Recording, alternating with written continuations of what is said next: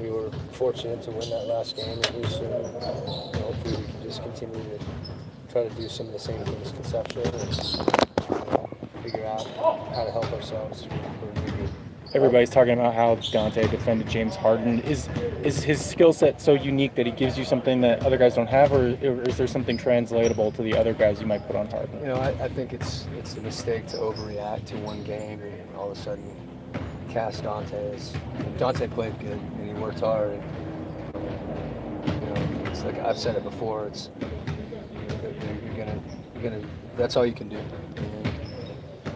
You need to try to do the same thing. And, like you said, Dante knows that that's a way that he can help the team win. And so for him to focus defensively, I think really helped him get himself into the game. Where he was more instinctive offensively too. So I'm just happy that he's had a chance to come back this year and compete. He's excited about having an opportunity to play. He was talking about the emotion of that last dunk in the final minute, and it gets a little scream. I mean, is that in some way emotional for? I mean, obviously you guys are winning the game, but is that emotional for you too to see? Yeah, I think you feel kind of I don't know what the best word is for it, but he's worked hard to get back. And there are moments like that where your emotion flows. It's a good thing. I just wanted to make sure he got back on defense. Coach, a lot of people, might have been counting you guys out with the series, or how tough the Rockets have been in the regular season. You guys embrace the fact that you guys are naturally, not maybe to us so, but have been like an underdog, as far as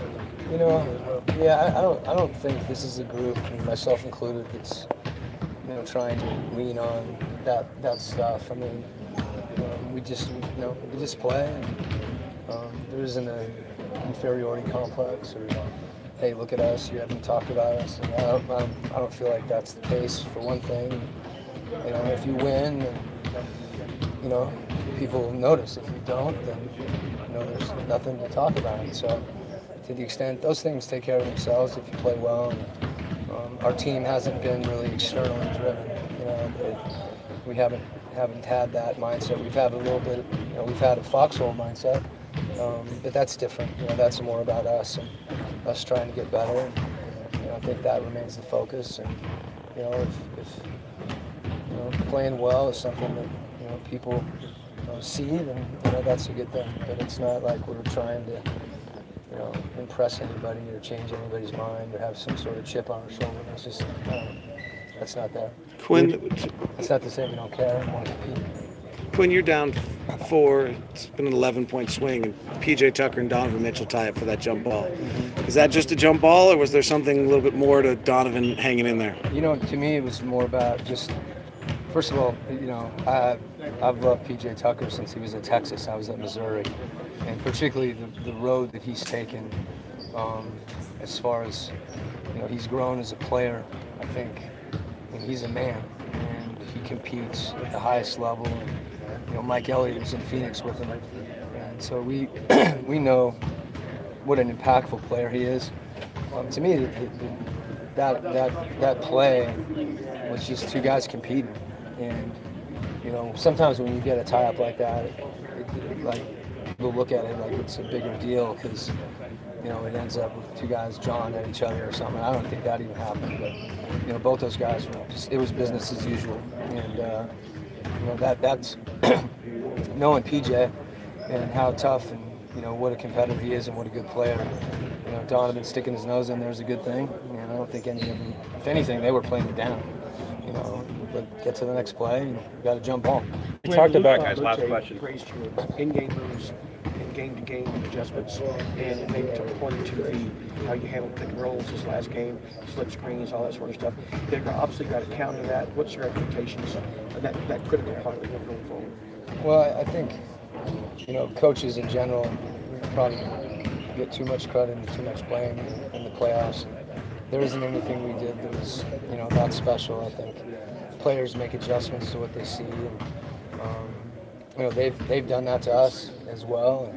And, there's more incentive as you play longer and you see what you're having success with and what you're not. They've been in that situation a lot more than we have. And, Coach D'Antoni's been, he's done this on a level that's as high as anyone. So, if we have a chance to get there and keep winning, that'd be great. But at this point, again, we just try to look at what you do that gives you some success, and look at it. And if you're not having success, try to be better or do something a little different. As Rudy a coach, looked like and he as was a player and a competitor that you guys are, you have to just relish and look forward to the challenge that they're going to bring on after you knock them off on their floor. Well, we felt that way, from game one, and clearly, they've been the team to beat in the NBA all year. They've earned that on the highest level, and they've been a team for me that's fun to watch. Because the cohesion that they've had and the way they embrace each other. And there's some possessions where, they've got you on a string, and ball fakes and swings and shot fakes and ball moving and they can make you feel helpless at times. And when those possessions happen, it makes you have to dig in even more and concentrate even more. And I think that's what, the playoffs are about, is being able to try to sustain through adversity and when things get hard, not back down, but focus even more and concentrate even more. when in the third quarter, when the Rockets were coming back, we saw Rudy take some criticism from the bench, and afterward he said, "Well, I wasn't playing that well, and I had to play better." Yeah. What does that, when your franchise player takes accountability like that, does that have a trickle down influence in the locker room? Yeah, I think Rudy's got a lot of pride, and he puts himself in a position because of that he's open to being critiqued in some way by his teammates, and he does that. And I think it's healthy, particularly when it's received the right way and communicated the right way. I don't think guys are chewing on each other in a personal way. They're talking to each other, and sometimes in the heat of the battle, that may be yelling, and may say something to somebody. But I think as a group, whether it's me getting on them or we're in it together, and that usually supersedes anything that's feels personal on any level. And being able to handle that and listen to your teammates and make changes is, I think, a sign of a mature player, and that's where I want to see Rudy continue to grow. Thanks, people. Okay. Thank you.